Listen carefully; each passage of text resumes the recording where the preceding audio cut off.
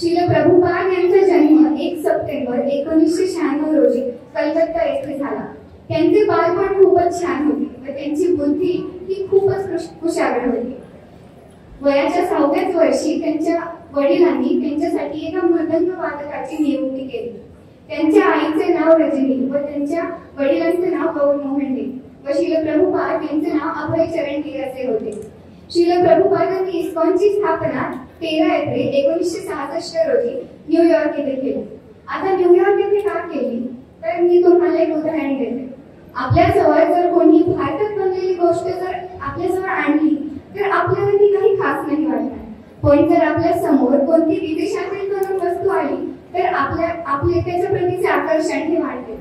आणि श्रील प्रभुपादांना त्यांचे गुरु श्रील भक्तिसिद्धांत सरस्वती ठाकूर यांनी आज्ञा दिली होती की तुम्ही पाश्चात्य देशात जाऊन कृष्ण भावनेचा प्रचार करा. यामुळे श्रील प्रभुपादांनी न्यूयॉर्क येथे इस्कॉनची स्थापना केली. इस्कॉन म्हणजे international society for Krishna consciousness, म्हणजे आंतरराष्ट्रीय कृष्ण भावनामृत संघ.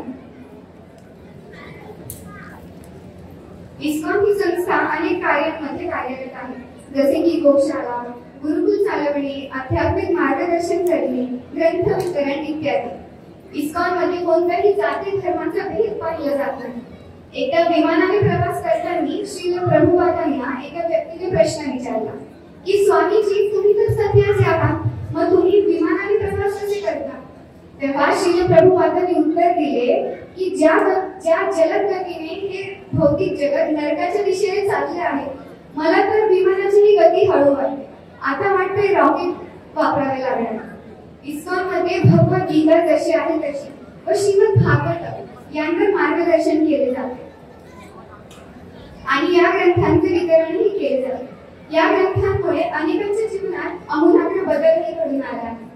प्रभुपाद एकदा म्हणतात, even if all the books in all the libraries of the world are burned, a pure devotee can still happily survive only with the help of Srimad Bhagavad Gita and Bhagavatam. म्हणजे की जरी या जगातली सर्व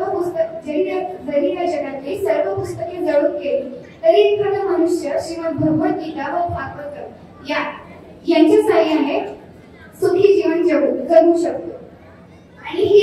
आणि हेच 2 ग्रंथ आहेत जे एका मनुष्याला एक आदर्श जीवन जगण्याचे मार्गदर्शन करतात. यामुळे इस्कॉन मध्ये ग्रंथ वितरण व कृष्ण भावनेचा प्रचार हे या दोन्ही गोष्टींवर जोर दिला जातो. एकदा इस्कॉनचे गौरांग प्रभू सांगतात की श्रील प्रभुपाद जेव्हा अमेरिकेत प्रचार करत होते तेव्हा एका माणसाने विचारले की तुम्ही कुठून आला? तेव्हा श्रील प्रभुपादांनी उत्तर दिले की मी भारतातून आलो आहो, मी भारतातून आला. तेव्हा तो माणूस बोलला, अरे भारत, तो भिकारी देश? तेव्हा श्रील प्रभुपादांनी एकदम विनम्रपणे उत्तर दिले की हो, मी त्याच देशातून आलो आहे. तुम्ही सर्व ब्रिटिश लोकांनी आमचं कोहिनूर, आमचे धन, आमची सोनं सगळं नेलं. एकच गोष्ट काढली होती, जी होती भक्ती, आणि तीच मी तुम्हाला परत द्यायला आलो. इस्कॉन ही एक रिच्युअलिस्टिक संस्था नव्हे तर स्पिरिच्युअलिस्टिक संस्था आहे.